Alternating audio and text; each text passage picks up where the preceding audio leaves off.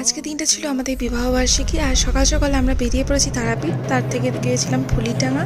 এখানকার মা মনসা খুব জাগ্রত হয়। যখন আমরা গেছিলাম তখন বলি হচ্ছিল। পুজো শেষ করে আমরা এখন চলেছি গ্রামের বাড়ির দিকে, মানে আটলার দিকে। আর এই যে আশ্রমটা দেখতে পাচ্ছ, এখানে কিন্তু অনেকেই বিনামূল্যে সার্ভিস পেয়ে থাকেন।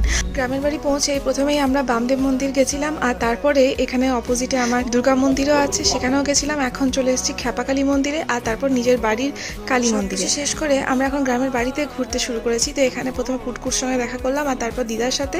দেরি দেখে বমাও ফোন করছিল এখান থেকে, তো বমার বাড়ি ঢুকে গেছি। আর খাওয়া দাওয়ার আয়োজন ছিল বমার বাড়িতে বিশাল।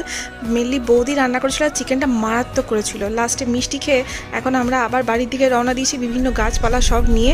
আর বাড়ি ফিরতে ফিরতেই আমি এখান থেকেই ওনার জন্য একটা অনলাইনে কেক অর্ডার করে দিয়েছিলাম, যেটা টেস্ট ওনার খুব ভালো লেগেছিল। তো সেক্ষেত্রে উনিও আই থিঙ্ক খুশি। আর বাড়িতে আমার জন্য পিতাও কেক এনেছিল। তো সব কিছুর পরে সেলিব্রেশন হলো আজকের দিনটা। তো কেমন লাগলো আমার এই ব্লগটা অবশ্যই জানিও।